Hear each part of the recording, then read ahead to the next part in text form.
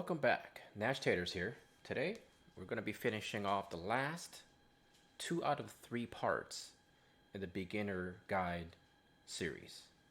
We're going to be doing Espers and we're going to be doing vision cards. Some of you guys may notice that I'm actually logging into my main account. I'm finally playing blue stacks using my main account. Unfortunately, we're running into some issues where after I close the game out, I can't reopen it. I sent a ticket to BlueStacks. I have my baby account that I cannot access because I didn't bind it to any social media platform. So unfortunately, will not be able to do any more videos until that gets fixed. But in the meantime, I do get to show off some of the stuff that's going on my account down the road on my main account. But let's begin the first part of the video, and we're going to be talking about Espers. So Espers are beasts that you summon to help you do special moves in combat.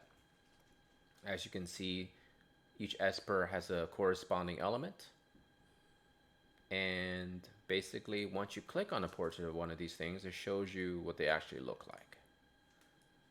It's pretty neat. Alright, so Espers have set stats, and they also have one move that they will use when you summon them. All the stats also get added to your character that is equipping that Esper. The skill itself usually tells you what kind of damage or what type of damage or what other skill is actually using, such as healing or maybe buffing or maybe debuffing.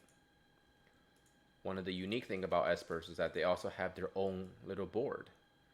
And this is what makes Espers great, because now you can actually level these grids up by using the SP points. And you gain SP points by actually leveling up the Espers.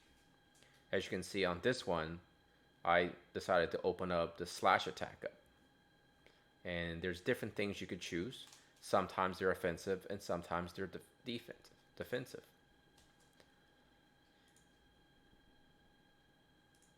You can level up an Espers by simply obtaining Magicites. You can either individually click on them. As you can see, I clicked on them and a little bit of experience is gained. Or you can go to batch leveling and you can kind of play around with how many you want to use on a batch level. There's affinity involved. The more often you equip your Esper to a character, the higher the level of the affinity. As you can see, I've been using this behemoth with my Orlando quite a bit. They also potentially can have some resistances. So this one obviously is going to be weaker to a light because he is in fact a dark beast. Alright, I'm going to show you the only 2 ways to get the Magicites to level up your Espers. One is through the Chocobo Expedition. If you have not seen my videos on shops, please check that one out because it's going to give you detailed information on how to obtain and navigate through the Chocobo Expedition on the Magicites. But basically, you just sent your units out to go and gather things. And it's going to take some time for them to return to get the items. Another place to obtain Magicites is through quests. Hard quests, monthly missions. Here, as you're doing hard quests during your daily routine, you'll be rewarded with large Magicites, and each tier that of missions that you finish, you will be getting ones from different elements, and at the very end you get a nice little rainbow sphere. So that's pretty much the only ways you can obtain Magicites for now. My recommendation is level up 2 Espers if you do obtain them. First one being the behemoth. As you saw earlier, it has the slash attack, which I decided to do because majority of your units in the beginning of the game are going to be slash attack units. Even towards middle of the game, most of the units you most likely build up will be using slash attacks. If you choose not to just level up slash attacks and you want to equip this Esper onto a different character, for example, maybe like a monk type, then you can actually maybe just level up the attacks just using the normal attack grids. You can even do some evasion. You can do light resistance. You can even do light eater, which means that you're going to be doing more damage to light units, or some defensive things such as strike resistance up or defense up, things like that.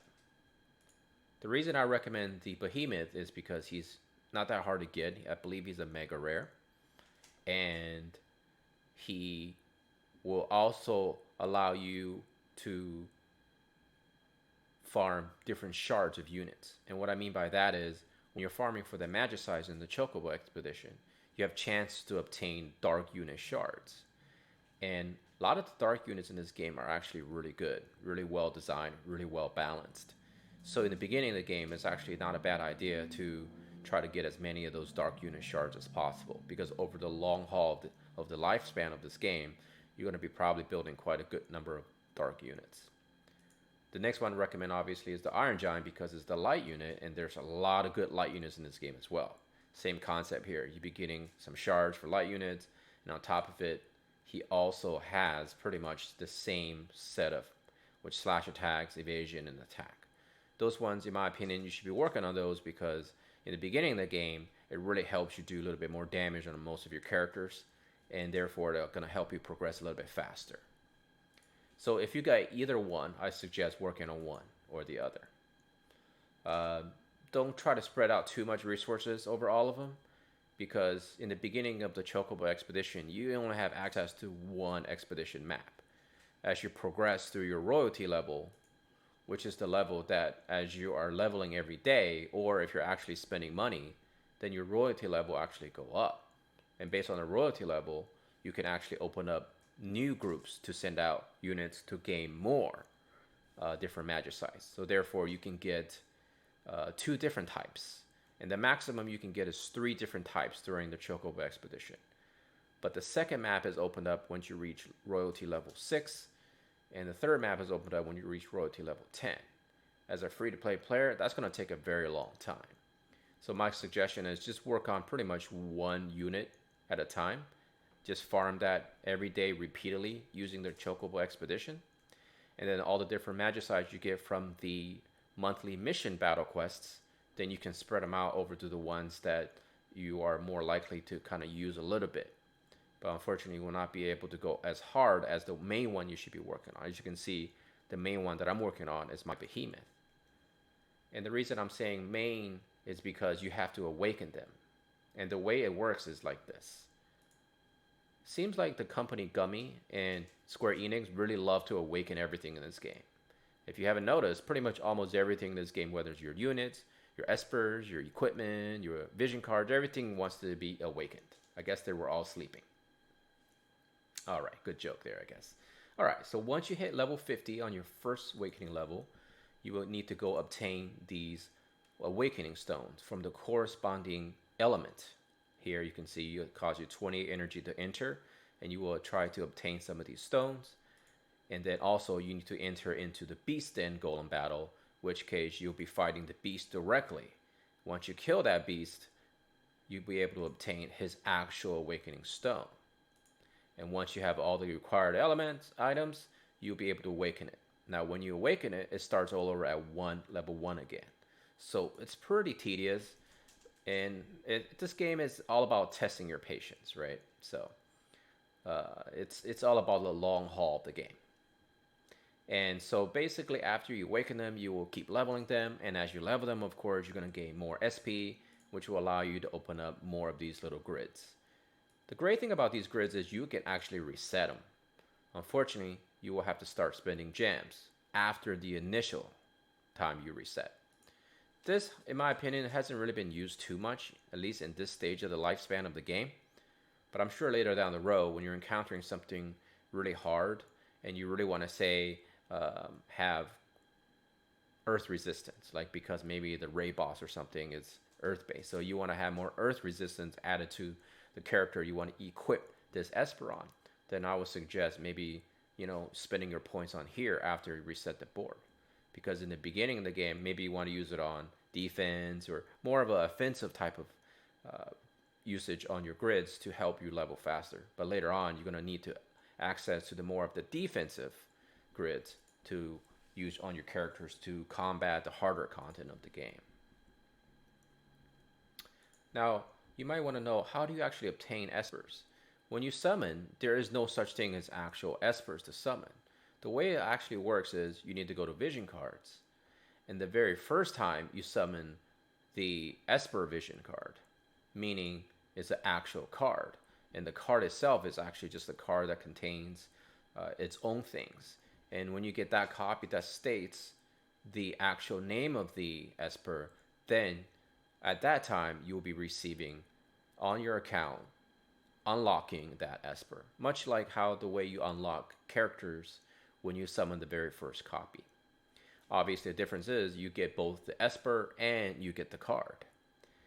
Now, let's talk about the vision cards. The first part of the vision card has a bestow effect, which is basically an effect that's given to the character that you actually equip. The second part of the card has the party ability, which will give to every member in your actual party. Again, there's awakening involved, so the way to awaken them is you need to use one of these cat yarns. It does look like a cat yarn, doesn't it? And then you also need the extra copies or extra shards of said vision card. And then those things you can use to actually level up, or I guess awaken your vision card. And so the first one it requires is 25 plus one of these rainbows. So my recommendation is keep building your units, not to worry too much about vision card awakening, because even though it gives you good stats, ultimately you want to start off with a solid squad first, and then once you have more abundance of these cat yarns, use them on your vision cards. One thing I really want to talk about vision cards is that when you're trying to level them up, you have to use these growth eggs. And these growth eggs come from chambers, of course, or dungeons, basically, is what they are. And sometimes you can buy them from shops. If you have a lot of gold, I do recommend maybe picking some of these up. Something I do want to show you is this. Look at this. In order to level this vision card to max level for level 1, or excuse me, awakening level 1, it takes about 2 million. I talked about in my resource video that gold, or gil as they're called, are very important in this game. So please check that video out and really kind of take my advice to try to spend some of your energy to really farm gold every day if you could. I'm going to show you quickly how the setup looks when you go to your party setup. I apologize. I had to switch to my information to a different BlueStack instance. Long story short, basically I have to re-download the game every time I want to access to the game on BlueStacks. But here we are. Let's go ahead and choose my main team. As you can see, on the left side of your character bottom portrait is going to be where your Esper is going to be equipped. On the right side is going to be where the vision card is equipped. Really take the time to kind of look at the grids of each Esper on your account, and also kind of like study a little bit on the vision cards as well, because this is what separates you and your characters from someone else's account and their characters.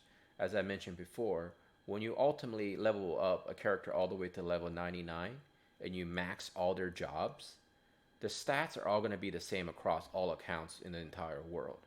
Meaning Orlando is going to be level 99, for example. Let's say he will have 2,000 hit points, 100 attack, whatever. And Joe Bob's account is going to have the exact same thing. So what's going to differentiate between your character and their character in combats, situations, and whatnot would be your Espers, your vision cards, and of course the equipment. So it's really important that you take the time to kind of study your Espers and vision cards. That way you can pretty much do a lot of customization on how well you want your character to perform in that sense. In my next video, I'll be talking about the quote-unquote dreaded equipment situation. Yeah, I'm not looking forward to it in the sense that it is a very tedious process, but I'm also at the same time kind of glad I will be doing it because it's such a complicated system. I think it's a good idea to talk about it in a really fine detail. So that's pretty much it. Not much to it other than the fact that you do need to unfortunately use some of your time to kind of study your Espers and your vision cards. So that will wrap it up for today's video. I hope you had a great day.